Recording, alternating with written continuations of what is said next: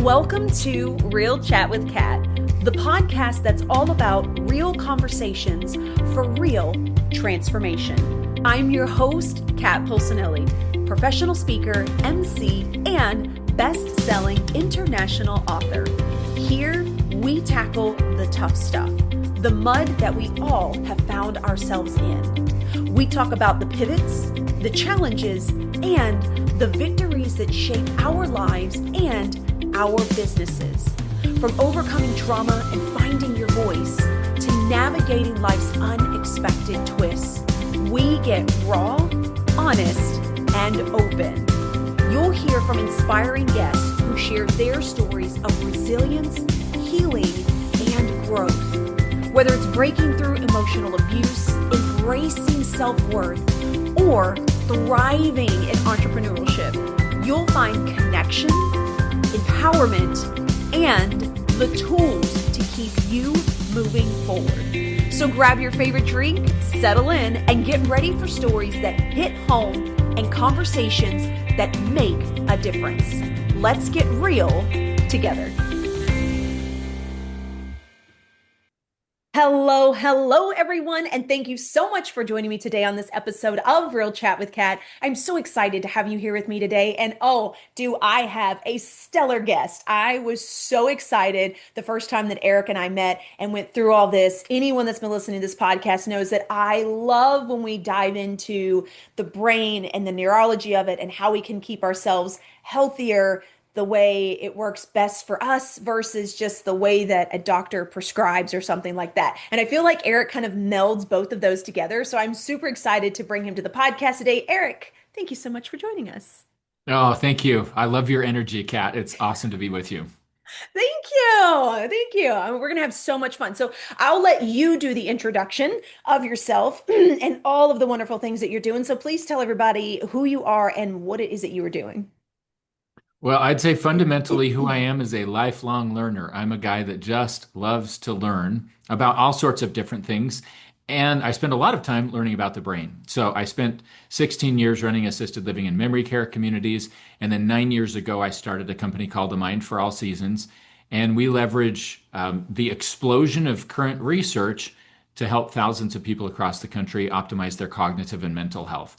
So we work with people of all different ages, everyone from teenagers that are having mental health challenges to maybe adults that are experiencing brain fog and it's disrupting their work, to professional athletes that are dealing with concussions and traumatic brain injuries, to soldiers, to the elderly. We have a whole suite of services that support older adults that have neurodegenerative diseases like Alzheimer's and Parkinson's. So if it relates to the brain, my team and I love to learn about it, but even more so, we love to do things to help people improve and reverse symptoms to whatever degree possible and identify the root causes of what they're dealing with.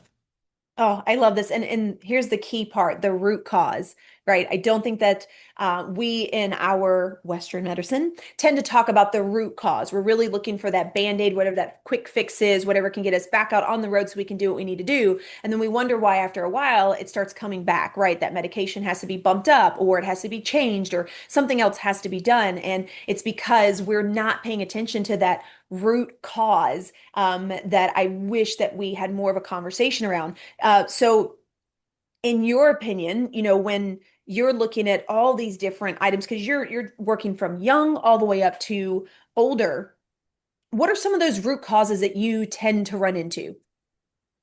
Oh, that's a great question. Um, there's a lot that we could unpack, and I just have to say up front, we'll tell you at the end of this how to get access to way more Yeah, information because there's no way that we can talk through all of the definitely. details of this. But one of the biggest issues that I think is affecting all of us, to be a little bit technical, is called hyperinsulinemia. It's too much insulin in the blood. And that's a Oh, direct contributor to everything from heart disease to Alzheimer's disease, to the obesity epidemic, to all sorts of issues that we're facing in society. And the number one thing that we can do to shift that is to go back to not being so confused about what to eat. It's only been in about the last 60 years that humans have scratched their heads and said, what am I supposed to eat? What can I eat to get good results? Earlier hmm generations of humans didn't wonder so much. We just ate real food, and that's a good place to start. So that's one root cause. And certainly we see a lot of nutrient deficiencies and wonkiness that comes from that. I think another root cause kind of issue is the fact that there are 80,000 plus chemicals that didn't exist just a few decades ago. And so there's more of a drag on our systems as humans. The detox pathway through the liver is taxed more than it's ever been. And that can affect people. And I think when you combine some of the genetic issues that are common, that maybe didn't affect earlier generations of humans because they didn't have to deal with quite so much as far as neurotoxic substances, that now you see an expression of problems that is just really wrecking people in huge numbers. When you and I were kids, Kat, nobody in elementary school had allergies. There was like that one random No. kid in school that had a peanut allergy and everybody knew about it. And now it's like a third to a half of these classes have kids with all sorts of lists of dietary requirements and, hey, I Yeah. can't eat this because I've got an autoimmune condition. We've seen an explosion of these kinds of things. And that's not a genetic issue. Genes don't change that fast. That's an environmental issue that increasing numbers of people are recognizing and that we need to address. And the last thing that I would say, not to get too long-winded in answering your question, but as far as root cause issues, there's a whole bunch of lifestyle factors. And I think the ease of modern life is killing us. I like how Dr. Benjamin Bickman put it once. He called it the plagues of prosperity. So we Ooh. live in climate controlled homes and we drive in climate controlled cars and we go to climate controlled offices. So we don't have to deal with fluctuations in temperature. And you can live on the gas station diet. You won't live well, you'll have chronic disease ultimately, but we don't have food scarcity. We sometimes have a scarcity of real food and really good food, but we're living very differently than other generations of humans. So, if I was to throw out a quick list of lifestyle factors that we could unpack and talk through, it's things like what are we doing to stimulate the brain? What about our physical activity? What are we eating? What about our dental health? That's a fun one that lots of people don't realize the connection of. What about sleep? Are we really prioritizing good, deep, restful sleep and understanding the physiology of what goes on during sleep and why it's critical for our cognitive and mental health? And then what about stress? So many people are experiencing more stress, but they forget the number one rule of how to deal with stress, which is when stress goes up, you got to intentionally counterbalance. So the higher you have stress, if you can't eliminate some of it, well, that just means that you need to more intentionally counterbalance on the other side. So all of those things come together. And to tie it up with a little bow, I'd say brain health is never about one thing. It's a multimodal thing. And there's a lot of stuff to pay attention to, which makes it endlessly fascinating. It means that you and I could talk for the next week and still not exhaust the topic. But that's a little bit of what I would just kind of dump out on the table. So we've got our toys out there to play with now, Kat. I know. I'm like, What do we you can think go we should talk about? so many different directions. So I think that, oh, good gracious, I want to hit on so many different things. I definitely think that food is a topic that needs to be a conversation. Mhm. And then I definitely want to make sure that we really talk about what we're doing on a day-to-day basis, because, you and I talked about this before we started about this sedentary space that we find ourselves in and how we are trying to find things to make sure that we're being active and stuff like that, because it's not something that is pushed. Like when I was a kid, I was outside all the time. You didn't come in till, the sun went down and you got yelled at. Whereas we're seeing people sitting a lot more and staring at phones and not doing something. But let's start with food, because I agree with you. And I have gotten stuck on this as well with all the different diets, and you can detox this way and you should be doing this and you should be taking these vitamins. But like half of the vitamins are, you're not actually getting the supplements to begin with. It's just flowing through your system and it's gone. So where do you think that we can start paying attention to, or what should we be ignoring when it comes to talking about nutrition? Because, right, we all know the pyramid, and then we all know we're supposed to have so many fruits and veggies. But then I've also heard about, depending on like your DNA and things like that, can mean that what you think is good for you, which is being pushed, is great for everybody, might not necessarily be great for your body. So you might need to actually focus on something else. And I feel like we're trying to box everyone in to one narrow pathway and say this is what everyone should be doing. And if you were doing that, you wouldn't be fat. And I can't agree with that. Yeah, I love where you're going with this. So, just to unpack it a little bit, I think what you're describing, Kat, is the problem of nutritional tribalism. And you get people out there who are strong advocates for this diet or that diet. You'll find your people that say everybody should be eating a ketogenic diet. And just look at those Alaska natives, and that's a ketogenic diet. Okay. What about the people that are staunch vegan or vegetarian advocates and everything in between? I don't have to name all those diets. People see influencers all the time talking about this thing or that thing. Yes. And I think there's a big difference between a tribalistic approach toward diet and a principle-based approach. And I'm a bigger advocate of principles. I think Okay. they get us further. So at the outset, I would say when it comes to diet, if anyone thinks that there is one diet that every human needs to eat, then they probably don't understand physiology very well. And I know that that's maybe a little bit snarky, but I really do feel that way because my youngest son is 16 and he's running cross country and track. And so he goes out and he trains for, 8 to 12 miles.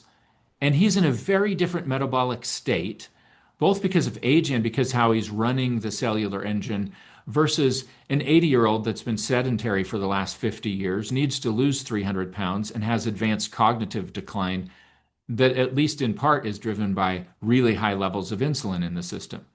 They're not even in the same metabolic camp. Hmm. And then when you throw in the fact that um, uh, foods that are generally considered brain foods, like I would argue that an avocado is brain food. It's really good, healthy fat. But is it what you need? Is it the right kind of fuel for you? Well, if you've got a problem like mast cell activation syndrome and you're super sensitive to histamines, avocados are a high histamine food, and they might actually light Huh. up your immune system, and it might not be what you need. So, to give a few principles for the audience here, Kat, I would say that first of all, the overall goal of any dietary strategy needs to be metabolic flexibility. Can we function as designed? Can we burn fat when it's time to burn fat? Can we burn glucose when it's time to burn glucose? That's got to be fundamental in everything we do. One thing that all the tribalists can agree on is that ultra processed food is an abject failure. It's a disaster. It's the worst experiment that's ever been foisted upon humankind. And it's time that we just ditch that. And everybody agrees on that, that, if something's made in a factory in Alabama and put in a box and stamped with a date that says it can sit on the center of the grocery store shelves for the next 2 years before it has to be removed and it can't be sold anymore, but it's probably still going to be okay for the next 20 years, like a Twinkie or something. Like, I mean, that could sit there till the zombie apocalypse and it's not going to show any signs of mold. Well, Yep. everybody agrees, oh, that's not real food. If you leave real food out on the counter, something happens to it and it spoils. So just eat real food is a good place to start for a lot of people. Whatever you do, another principle is we've got to control blood sugar levels. Nobody disputes the fact that elevated blood glucose is really damaging to the tissues of the body. Diabetics go blind and lose limbs, and we have to be really thoughtful about that. Hmm. Whatever we do, we need to maintain sensitivity to insulin signaling because when insulin is up, there's a host of problems. Everything from you don't make enough nitric oxide, and so you end up with high blood pressure, and it contributes to heart disease as well as other factors from that high insulin to all kinds of issues. You can't get glucose into the cell to make energy in the brain, and so you get cognitive issues. Um, I think beyond that, the question is, what is my goal? If people would just ask themselves, what am I trying to accomplish with this meal? I think they would get further. So I'll give you a personal example of that. Um, for years, I just made the same mistakes that most people do. I wasn't thoughtful about my diet. I ate decently, but I was eating kind of the standard fare, which had too much carbohydrate in it. And I gained about 30 pounds. By the time I was in my early 30s, I did not feel good. I would fall asleep in the afternoon. I would feel sluggish and tired, and I was struggling to lose weight. And I didn't understand that insulin is the hormone of growth and storage, and I wasn't doing anything to manage that or be thoughtful about that. Well, once I started going all in on brain health and studying this, and I joined forces with our medical director, my business partner, Randy, and he taught me more about this, I realized what I'd been missing. And so I went on a strict ketogenic diet, and I meant to do it for a couple of months because I really wanted to reset the metabolic switch. And it Hmm. worked beautifully. In a couple of months, I lost the 30 pounds. I felt better than I felt in years. And so Wow. I just kept going. And I found myself 9 months down the road going, well, wait a minute. I want to preserve muscle mass. I don't want to lose a ton of weight here. I need to be thoughtful about this, but I really like how I feel during the workday because I was getting so much more done. I was way more productive and my energy was steady. And so I made a little bit of a tweak. I realized I can shift into more of a state of ketosis during the workday and I can keep my sugars really steady. But in the evening, I can liberalize my diet a little bit and just kind of shift out of it. So often in the evenings, I'll roast some potatoes or I'll have some black rice or I'll have just a little bit more carbohydrate. So I'm not doing anything crazy that gets me into a state of metabolic mayhem, Hmm. but maybe a couple of times a week, I eat a little bit of dessert. And I keep things a little bit more liberal in the evening, which makes it more interesting, which makes it more sustainable. But during the workday, I eat a really low carb diet because that works for my body. But then it's typical on a Saturday morning, I might go out and run 5 to 7 miles and come back and lift weights for an hour. And the goal after that is, man, I need to build muscle and I need to recover from that. Well, to build muscle, you got to have protein and you got to have an insulin response. And so I eat a high protein meal with plenty of good naturally formed carbohydrates. So I might eat an apple and I might eat some rice or, there's lots of possibilities. But when I eat that meal within 30 to 60 minutes of the workout, it it goes right into muscle production. I feel amazing. And now I'm eating based on the goal for that moment, Hmm. which is a different goal than during the workday. Yeah. So that's an example of how you might leverage principles.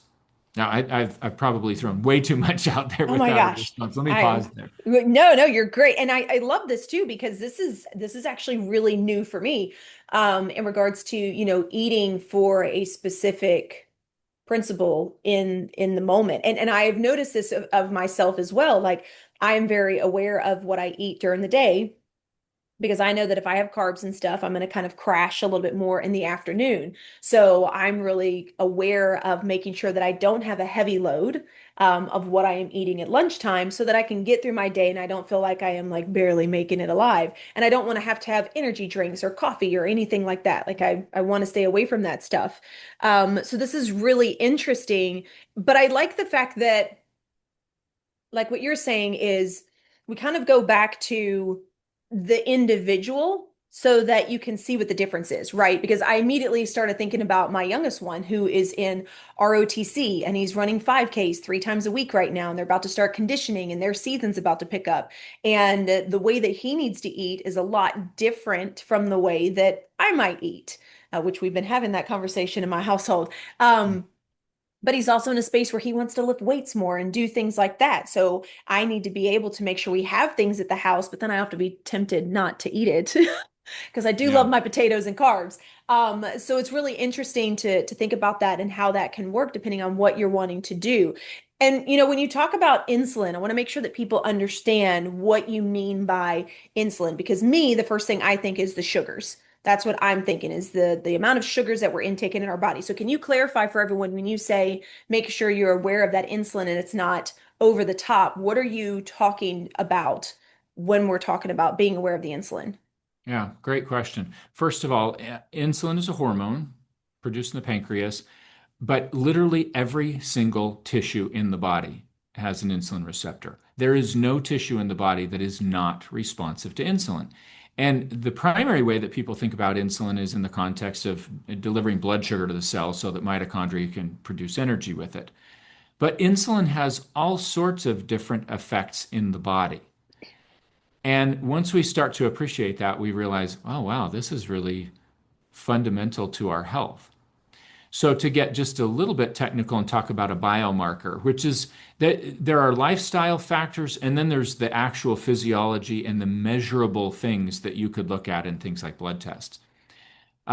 If you were to measure someone's insulin when they're fasting, so let's say they eat dinner in the evening, they don't eat again, they go in for a blood draw first thing in the morning. We do that Mm-hmm. with all kinds of clients. We have a whole organized process for sorting through biomarkers and writing treatment summaries and helping people figure out at a much more deep, objective level how all this stuff works. So if you do a blood test on something like insulin, optimally, like if you're getting an A plus on that test, your fasting insulin would be about 4 to 6. I see people all the time whose fasting insulin level is more like 50, and Wow. they're gaining weight. They can't lose weight because every time insulin goes up, you're gaining weight. That's why diabetics, a long time ago when I was doing long-term care, diabetics hated to go on insulin because they gained about 30 pounds in about a month or two. Oh, wow. Insulin is the hormone that triggers us to store, store, store. That's one of its important jobs. And so if your fasting insulin is 50, then you're in storage mode all the time. And it actually means that your body is having to crank out massive amounts of insulin just to try to get your sugars down. Because the body knows if your blood sugar is elevated, you're in serious trouble. And the body, surprisingly, only needs about 1 teaspoon of sugar, of glucose in the entire blood supply to function well. And there's zero dietary requirement for it. You don't have to eat that sugar. If your body doesn't have it from food, it'll synthesize that glucose that you need to be operational. Interesting. So the issue with something like type 2 diabetes that's gone up like 30, 40% in the last few decades Mm-hmm. is that it's diagnosed as a problem of excess blood sugar, but that's really downstream from the real problem, which is excess insulin. So if you eat a really high carbohydrate diet, your pancreas has to produce a lot of insulin to deliver all that sugar and get it out of the bloodstream so it's not damaging tissues. And so it'll do that, but the next time you eat the same really high carb diet, it has to work a little bit harder because when insulin goes up, sensitivity to it goes down. It's kind of Oh, like wow. if I scream at you, cat, you're going to cover your ears. You down regulate that sensitivity because you're flooded.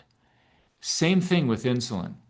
And so progressively, over sometimes decades of time, the pancreas has to work harder and harder and harder. And meanwhile, if you go to your primary care office and all they're checking is a metabolic panel and they're just looking at your fasting glucose, they see that, oh, you're at 97 and they high five you. Great. You're not a diabetic, but you are gaining some weight. So you need to eat healthy. But what does that actually mean? And can your doctor tell you Mm-hmm. that? And and then you don't realize the root cause of the issue is that your fasting insulin might be 40, but you're not even checking it. So you're not seeing that you're working harder and harder and harder just to keep that sugar at a 97. And then eventually, you can't produce enough insulin to keep up, and your pancreas kind of burns out, and then your blood sugar starts to go up. And then primary care tends to say, oh my goodness, you're pre-diabetic or you're a diabetic. It doesn't have to be that way. We can go way upstream and recognize these problems early and get better results today. We can feel better today, and we can Mm-hmm. prevent all sorts of problems downstream if we'll Mm. just check the right things. Now, I have a question that I know that everybody's going to ask after you just gave all that information. And that question is great. Okay. Well, so now I need to be checking things that I have zero clue how to check. So does that mean I need to wear one of those things on my arm that monitors my stuff all the time? How am I supposed to know how to do this? What would be your suggestion? Because I know everybody is right. We're all looking for the easy button, and this does take some work. You do need to pay attention, but I think that we also know you need to know how to have the conversation with our primary care doctors or things like that as well. So what is your suggestion? How do we even get to the point of understanding any of this? Because I don't want to have a thing stuck in my arm to tell me what my insulin levels are. Yeah. And right now, there's not a continuous insulin monitor. That's coming. That's being worked on. Ooh. In the next few years, that will be available. Right now, what you have is a continuous glucose monitor. So that's the little plastic disc that you see in the back Yep. of people's arms. So let's unpack that just a little bit because I think it's really valuable, but a tool is only as good as the knowledge that you have about how to use it. And there's an important thing about how to use it. Number one, I would encourage anybody to get a continuous glucose monitor. You can get one from Stilo as a company. I have zero affiliation with Stilo. They just have a product that's available to anybody, and you can go online and they'll ship it to your house, so you don't need a prescription. Nice. So, yes, track that so that you can learn what your body does with your sugars in real time. But understand the limitations of that. That's telling you what's going on with your sugars. It's not telling you what's going on with your insulin, and it's Hmm. not telling you a lot of other data. So it's a piece of the puzzle. But I think what people want right now is the equivalent of the old adage, hey, if you give someone a fish, they'll eat for a day. If you teach them how to fish, they'll eat for a lifetime. Yeah. A lot of people, because information is so ubiquitous now, they say, well, just teach me how to fish. Just teach me how to take care of my body, Yep. which I love. I love that enthusiasm. But I'm here to tell you that fishing is a lot easier than physiology and the complexities of the human body. And the more I learn about it, the more I realize how painfully little we know. So instead of being taught how to fish, what people actually need is a guided fishing expedition. Mm. People need someone with expert knowledge or a team of professionals who understand these things, who can work with them and give personalized guidance. And there are groups that do that, and mine is one of them. So we have lots of experience doing that kind of thing. If it's interesting to people, we'll tell people later how they can access being able to just log in and say, okay, I got this glucose monitor in my arm. Here's what I'm seeing, but here, Hmm. what might I be missing? Insulin's part of it. But let me give you one other interesting side note because you're kind of a science nerd like I am. You love this stuff, and I got to I throw this do. in. So if you take table sugar, it's part fructose, which is fruit sugar, so Hmm. 50% fructose and 50% glucose. Now, fructose is metabolized differently than glucose. Fructose is only processed in the liver. And when you start feeding a population really high levels of highly refined fructose with like high fructose corn syrup that's in all these processed foods, then that helps to explain why 40% of the population now has non-alcoholic fatty liver disease. And that didn't even exist outside of raging alcoholics back in the 1970s and earlier. Doctors Wow. literally never saw fatty liver, and now they see it all the time. That's a fructose problem because we've refined it and we've injected our foods with it to make them hyper palatable. But why would I say that in the context of this discussion? It's because there's a common mistake that people could make if they're just looking at their glucose monitor. It's not just about the sugar picture because fructose takes longer to break down. And yet, you might argue that it actually does more long term damage. Well, if you drink a sugary beverage, you have a can of soda, and it's Hmm. sweetened with all that white stuff, all that sugar, the fructose is going to break down slower. And it might be that the slice of bread that you eat actually spikes your sugars on that glucose monitor higher than the sugary beverage or something with table sugar in it or Oh, something with okay. more fructose in it. And you might be confused and you might think, oh, the bread's actually worse than the soda. But is that actually true? Not necessarily. It's likely that the soda is far worse, even though it won't spike your sugar quite as much, because now you're getting way too much fructose. Your body metabolizes the glucose from the sugary beverage first. And so you get this little bit of, well, you get a decent sugar spike, but not Hmm. as much as from other carbs. But then when it finally gets around to metabolizing the fructose, you don't need that fuel. And so the body says, oh, we need to store it. And it packs it on as fat around the liver and it wrecks you metabolically. So that's a good example that I could kind of pull off the top of my head of Yeah. why just wearing the monitor itself is super valuable. It gives you great information, but you need to understand some nuances here, or you might misinterpret it and make some assumptions that are just wrong.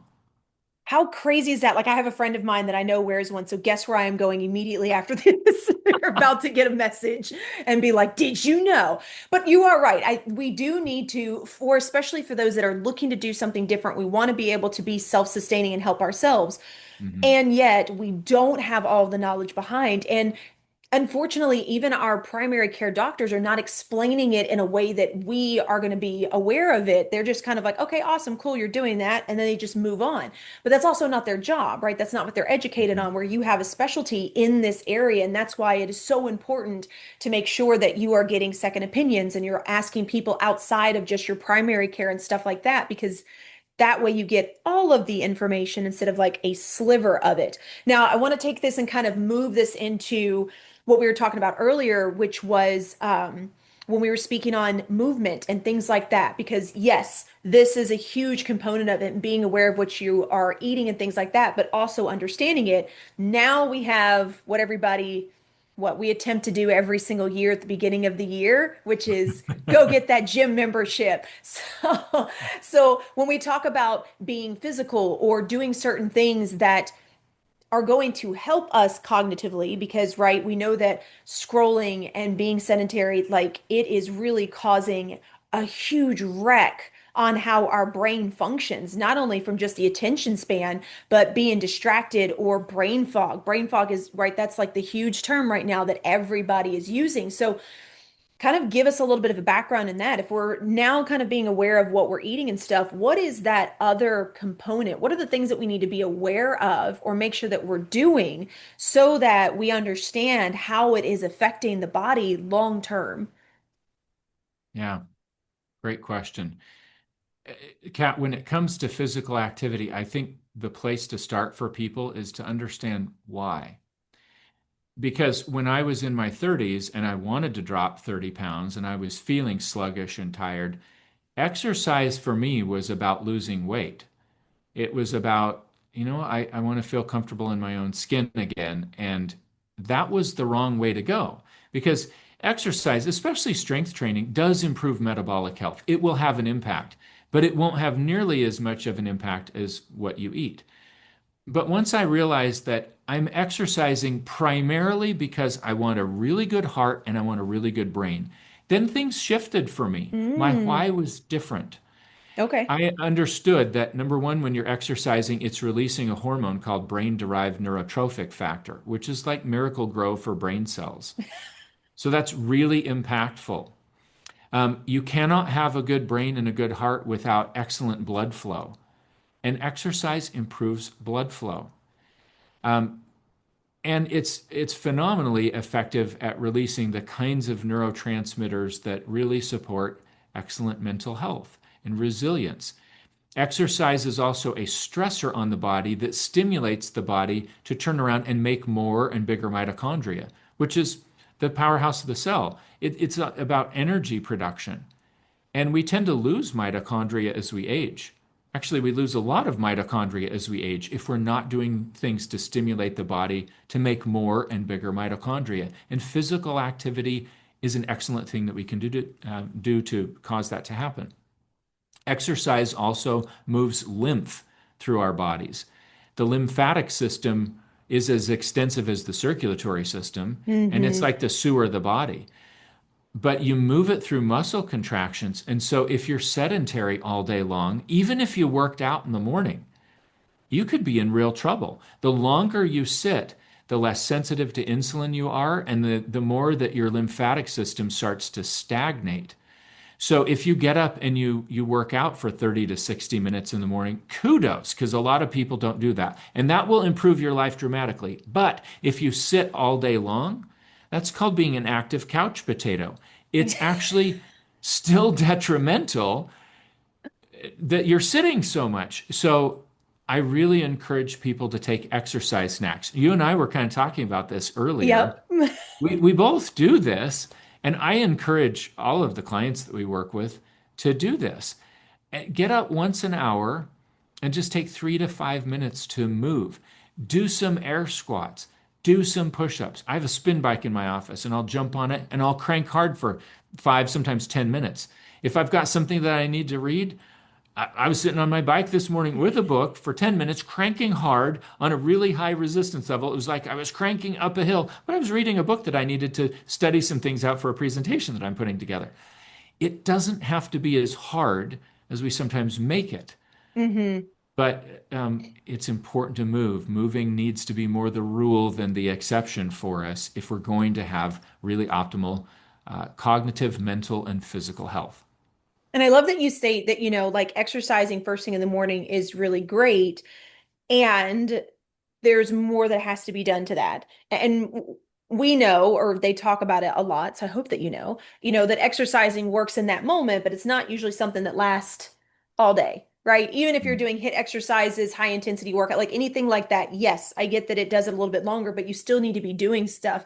But I love that you talk about, making it easier than we think it is. We were talking about this before. I literally work upstairs and my bathroom is like 10 steps down the hall. However, I go down my stairs and into my bathroom in the back of my house just so I can come back up and walk up the stairs.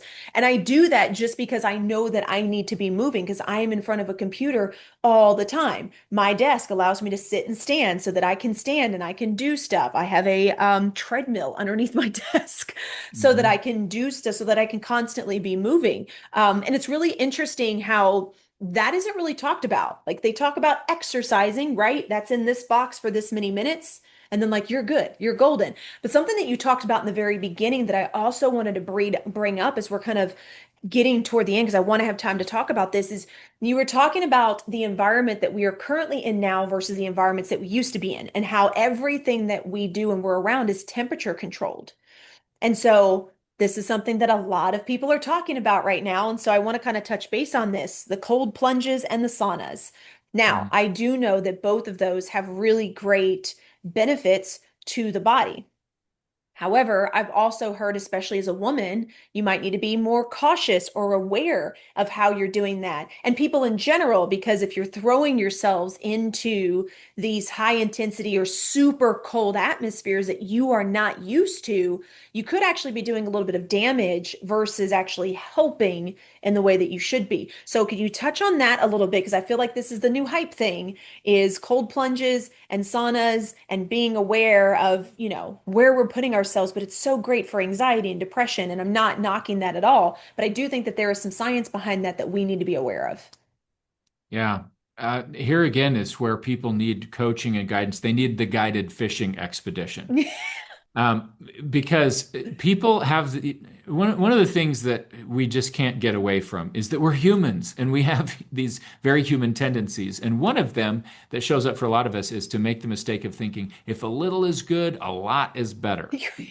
And that Yeah. is often not the case. Sometimes little amounts of something are better, or sometimes they're worse. Um, so we have to be thoughtful about that. And when it comes to cold exposure, I think you're absolutely right. There's research increasingly coming out showing that women are very different than men physiologically. Their muscles function differently. Women, yeah, women's bodies benefit from cold exposure, but it probably doesn't need to be near as cold as it does for a man's. For one thing, men typically have more muscle mass. That's a lot more mitochondria to produce a lot more energy and to stimulate. And so I think it's important to recognize that we're all doing our own N of one experiment. You have a unique body. There is no one like you in the universe.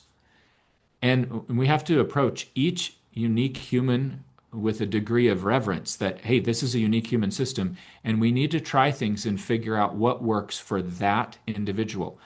So, if I could give any advice, it's be a really good observer of yourself. It's important to stress your body in appropriate ways, but overstressing the body, like super, super cold, because if a little bit of cold is good, then a lot of cold is better. That's no different than overtraining. That is no different than, hey, you've been sedentary for 20 years and you decide it's time to get up off the couch. And the very first thing that you do is try to go run a 5K. I promise you, if you make it that far, all you're going to do is put yourself in a world of hurt. You're going to stress your body by overtaxing it, and it's going to take you some serious time to recover from that. So you don't have to push it that hard. Yeah. And right, that goes back to what you were saying earlier, is sometimes we try to make things more difficult than it actually is. It's also, it's Mhm. a lot easier than what we're aware of. And I love that you talk about this because like I said, I know that this is like the thing that everyone is talking about. And it goes back to what we were saying earlier is you have to be aware of who you are as an individual and being aware of how it affects your body and not everybody else's. I know that for me, I can handle certain amounts of cold, but jumping into super cold thing, like it literally shocks my body to the point to where everything feels like it's shutting down. I don't see how that's good for me. So when I do anything like that, and cold plunges is something I've been looking at adding into my routine, I have heard, and correct me if I'm wrong on this, that especially for women, being around that 55 to 60 degrees is actually good for us. That's good enough. I don't have to be 32 degrees, which is wonderful because I don't want to put ice cubes in it when I have to jump in. So, and which was really interesting because I was like, okay, well, that's strange to me. That feels warm. But I think about it when I jump into rivers and stuff that are 55, 60 degrees, that stuff's cold. So you really Mhm. are still getting something. And I think that that is just something that we need to be aware of, like you said. It doesn't necessarily have to be an extreme. You're just trying to help your body in these little areas, and that includes everything that we've kind of talked about today, but being aware of, like you said, more isn't always better. Yeah. Um, I agree with what you've said, and everything that I've read and the research that I've seen would support even kind of the temperature range that you were talking about for a lot of women. Again, it's an N of one experiment, but I would also encourage you to focus on what's the principle at work? Why am I doing this? If you understand that energy production requires really good mitochondrial health, and a lot of the diseases that we have nowadays are evidence of mitochondrial dysfunction and not having cells that are producing really good energy.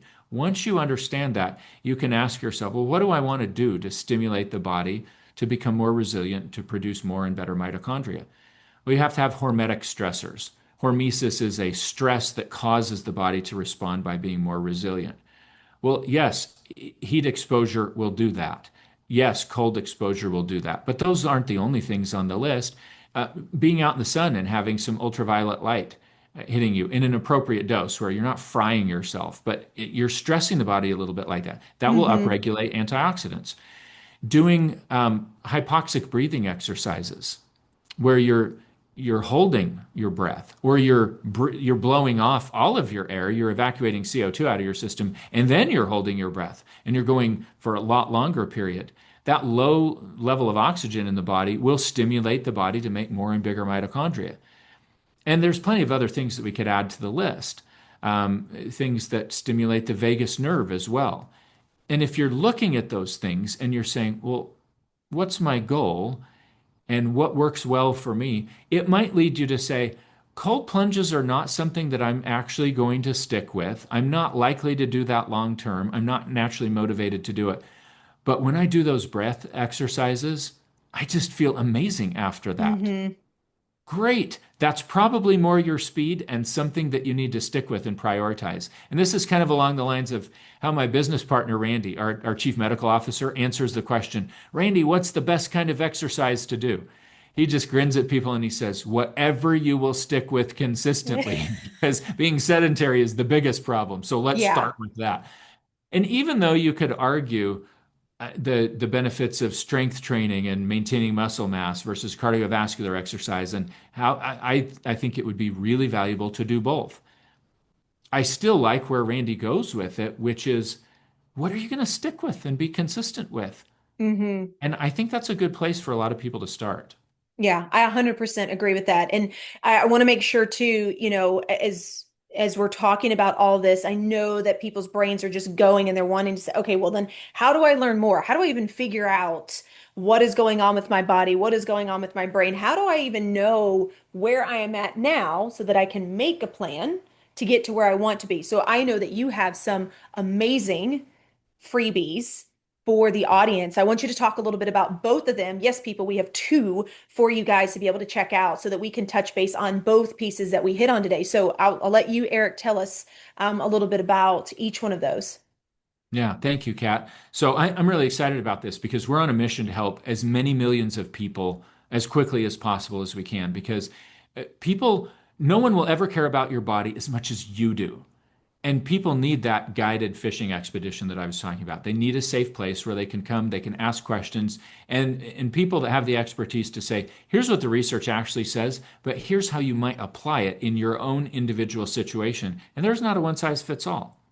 So we put together a very robust online membership site. We have an amazing community of people that come together and can learn. And we have online office hours multiple times a week with myself and a team of experts that we've put together where people can literally log in just like you would go to a college professor's office hours and you can say, hey, I got a question about this glucose monitor that I'm wearing, or I just got some labs done at my doctor's office. Can you explain them to me? What do these things mean? So we have that available, and then we do regular master classes where we take a deep dive on topics that people want to know about. Like recently, people were saying, I'm hearing a lot of stuff about nicotine and research on nicotine and Parkinson's disease. Mm. Is that even legit? Well, our medical director did a deep dive into that science, talked about the research, talked about times where it might apply, times when it might not apply, what the strengths are and what the weaknesses are in the research, explained it all in layman's terms, and it was really valuable to our community. So for listeners of this podcast, Kat, we've made it possible for people to join the membership for free for 30 days to just poke around and look at all the content. There's hundreds of hours of recordings in there that they could even look at, and it's searchable. Lots of tools and resources. So just go to amindforallseasons.com/join and use the promo code LOTUS. LOTUS, just like this podcast, or just like the name of your business. So put that in there, and you can get 30 days free.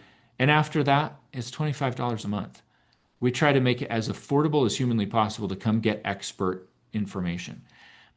I also worked with my team recently to put together a free brain health or brain energy self-assessment. So you can go online, and in about 10 minutes, you can take this survey that goes through lifestyle factors, symptom questions, and some biomarker questions. And you can find out a little bit more about the status of your brain health. And you can learn a lot in the process about what could help you improve. And if you want to do that, go to amindforallseasons.com/energy. And it's totally free for anybody that wants to take that self-assessment. So I'm excited that we can offer this to the listeners, and they can hear a lot more conversation than you and I have time to have in one Oh my podcast. gosh. And you can dive into whatever it is that piques your interest. I am so excited about this. I can't thank you enough, Eric, for offering this to everyone that's listening to the podcast. I myself am going to take that brain assessment. So, like, just so everybody knows, that is on my to-do list. But the other thing I want to let everyone know is we will make sure we have the links and the codes and everything that will be inside the show notes. We'll make it super easy for you to find that information. If you're wanting to dive deeper, Eric, I know that you have a full protocol that people can go through as well. So do us all a favor, tell everybody how they can find you, how they can follow you, and how can they learn more. Yeah, the best place to learn more is to just go to our website, amindforallseasons.com. I'm also on all the major social media channels as Eric D. Collett, Collett. So those are good places to get more resources. We've got a free newsletter that we put out every week with lots of great information. There's lots of things that are free or low barrier to entry or full protocol that's really affordable to get an extensive panel of blood work, get expert guidance, get a one-on-one review, get the user manual to your body kind of a thing. So we hope there's something there for everybody that helps them live a healthier life with excellent cognitive and mental health. Awesome. Thank you so much, Eric. Any last words that you'd like to leave the audience with? Hmm. Yeah, I think I'll share a bit of wisdom from a client that I worked with a few years ago who had really severe cognitive and mental health problems. I mean, she had brain fog, she was depressed, she was suicidal, and it was horrible for her to go through that. But as she recovered, and as we identified the root cause issues with untreated post-concussion syndrome and hormonal wonkiness, and she even had herpes simplex virus that would flare, and that virus can get up into the brain if you have a leaky blood-brain barrier, and that was kind of affecting her. And at one point, she was doing a little bit better, but still struggling, but she was handling it better. And she said something that was so profound. I want to leave it with everybody here. She said, I said, I noticed that you're not so thrown off by what's going on and by this flare of your symptoms. How did you get to that point that it's not bothering you so much? And she said, well, now I've come to recognize that what I'm experiencing are just symptoms. And I have learned not to confuse what I feel with who I am. I have learned that my feelings are because of my physiology, because I've got hormones and neurotransmitters and everything going on in my body. And they're real, but I don't have to like them, and I don't need to confuse what I feel with my identity. That was profound, and I think it's one of the most important things I could probably share with anybody. Don't confuse what you feel with who you are. Oh my gosh, Eric, that is amazing. I love that. And I love that her taking that step and working with you guys is what led her to start seeing that. And I do think that, we as individuals do get really caught up in our feelings. And they last about 90 seconds unless you keep laying into it. So thank you for that. That is absolutely beautiful. I love that. You're welcome. So, to everybody else out there, I hope that you were taking notes. You should have like pages full. If not, you should go back and re-listen to this. You definitely need to make sure that you jump on both of those freebies that Eric has put out for you guys. This is absolutely amazing. And I know that we're really moving into a space where we want to take better care of ourselves. We want to understand more. And I agree with Eric, like he said in the beginning, not only do we need to hear what people are saying, but we need to also be aware and have that fishing guide and not just go out and try to figure out fishing on our own. I am 100% behind this. So Eric, again, I cannot thank you enough for being a part of the podcast today. To everybody else out there, do one thing positive for someone each and every day and see the difference that it makes in your life. Catch you later. Thank you so much for tuning in to Real Chat with Kat today, where real stories meet real solutions. If you love today's episode, don't forget to subscribe, leave us a review on Apple, and share this with someone who may also need to hear this as well. Let's also keep the conversation going. Follow me on socials at The Lotus Effect, connect with our incredible guests, and remember, you are never alone. Your story matters, and you have the ability and the power to rewrite it. You always have a choice.